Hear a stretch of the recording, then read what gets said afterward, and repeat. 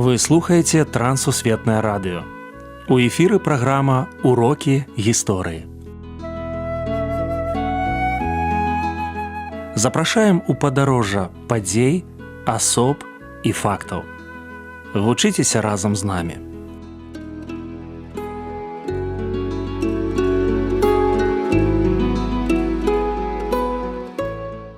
Добрый дзень, сябры.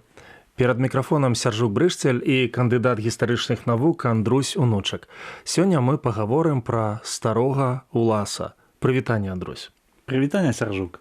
Прывітанне, шаноўныя слухачы. Хто гэта і чаму такі псеўданім? Гэта беларускі паэт канца 19-го, пачатку 20-го стагоддзя.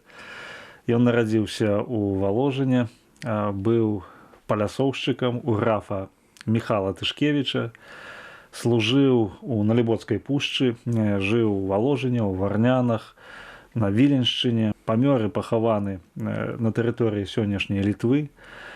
Чаму такі псеўданім? Я думаю, таму што ён збіраў фальклор, ён быў чалавекам, які вельмі шмат гутарыў са старымі людзьмі, а сапраўднае яго імя Уладзіслаў Пятровіч Сівы-Сівіцкі. І таму вось стары Улас гэта ад імя ягонага і адначасова ад узросту тых людзей, з якімі ён размаўляў. Ну, вось такая кароткая гісторыя нашага героя.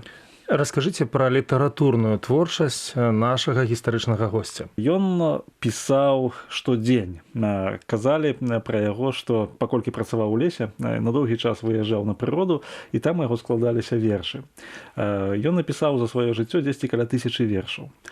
Не ўсе гэтыя вершы былі апублікаваныя, і да гэтага часу не ўсе апублікаваныя, але важна адзначыць, што на пачатку ён пачаў пісаць па-польску, і ён пісаў да сваёй нявесты такія вершы, дзе прызнаваўся ёй у каханні, таму што ён з каталіцкай сям'і, і гэта ўсё было на польскай мове. Але ў 1909 годзе ён пазнаёміўся з газетай «Наша Ніва», а перад гэтым яшчэ «Наша доля» за 3 гады да гэтага была у ягоных руках, патрапіла ў ягоныя рукі. Вось гэтыя дзве газеты «Наша доля» і «Наша Ніва» яны стварылі у ім жаданне пісаць па-беларуску. Ён напісаў паэму «Вось год беларуса». Ён складаў вершы, дзе распавядаў пра сваю працу, пра навакольны люд.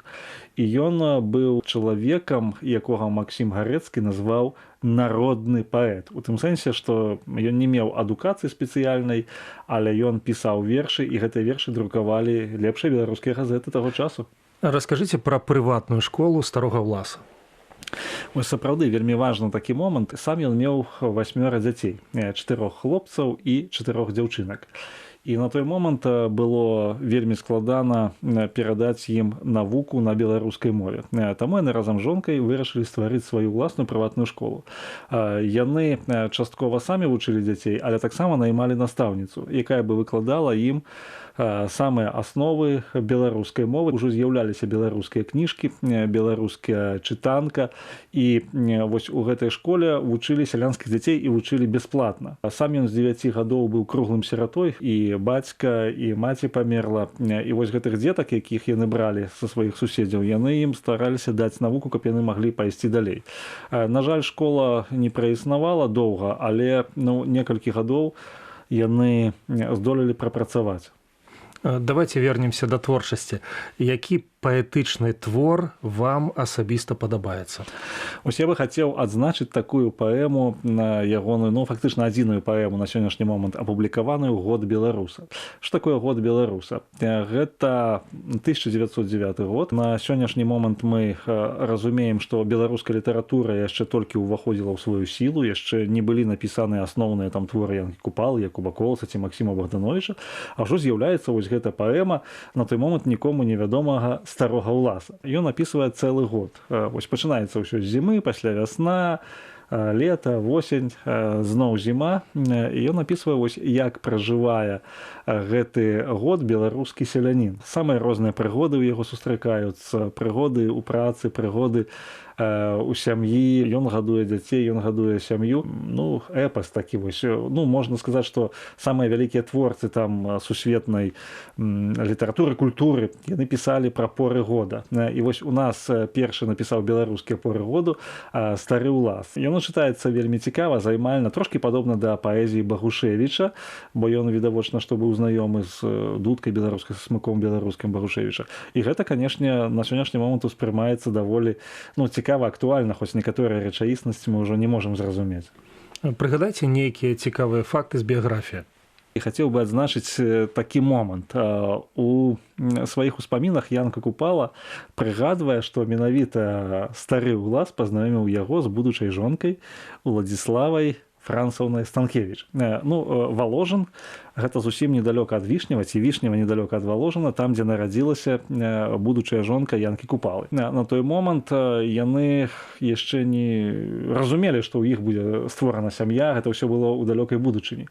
Але вось ужо гэта першае знаёмства, яно стварыла такую вялікую цеплыню ў адносінах Янка Купалы і старога ўласа. І Купала нават прапаноўваў яму, казаў, што давай зробім твою кніжку, выдадзім яе ў Пецярбургу, у выдавецтве «Загляне сонца ў наша ваконца», і будзем далей прасоўваць вось гэту паэзію. І сам Янка Купала быў згодны выступіць яе рэдактарам, магчыма, нават напісаць прадмову. Ну, але, на жаль, праект у той час не адбыўся, і кніжка Уладзіслава Пятровіча Сівога-Сівіцкага, яна выйшла толькі ў 1990 годзе, да 125-годдзя з ягонага нараджэння. Чаму па сённяшні дзень стары ўлас застаецца сярод забытых паэтаў? Ну, трэба сказаць адну вельмі важную акалічнасць, якую адзначаў яшчэ Максім Гарэцкі у сваёй гісторыі беларускай літаратуры, што сівы ўлас быў паэтам народным, ён не быў паэтам інтэлігентным, як казалі. Быў такі вось Лявон Лобік, яшчэ было некалькі паэтаў, Міхал Латышевіч, паэтаў нашаніўцаў, які пісалі ў нашуніву як карэспандэнты. Былі Янка Купала, Якуб Колас, Максім Богданович, былі такія вось паэты найвышэйшай літаратуры беларускай. І тут, канешне, узровень старога ўласа, ён, так, паэтычны ўзровень ён не дацягваў да гэтага, але ён быў паэтам вельмі самабытным. І гэта адзін момант. А другі момант гэта тое, што ён сапраўды не здолеў выдаць ніводнай сваёй кніжкі. Вось, можа быць, каб была рэалізавана гэта ідэя, выдаць ягоны зборнік яшчэ ў пачатку 20-го стагоддзя, і з прадмовай Янкі Купалы мы значна больш бы ведалі пра яго.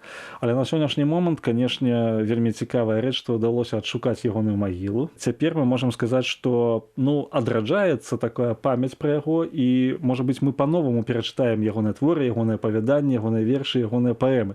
І па-новаму паглядзім на іх, бо гэта помнікі свайго часу.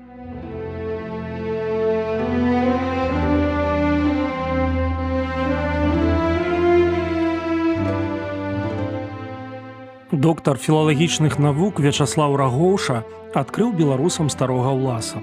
Паэта-самародка, які добра ведаў жыццё простых людзей.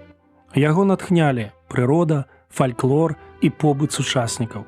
Ён любіў свой народ, сваю мову, здолеў застацца сабой, а таму і пакінуў нам сваю самабытную творчасць.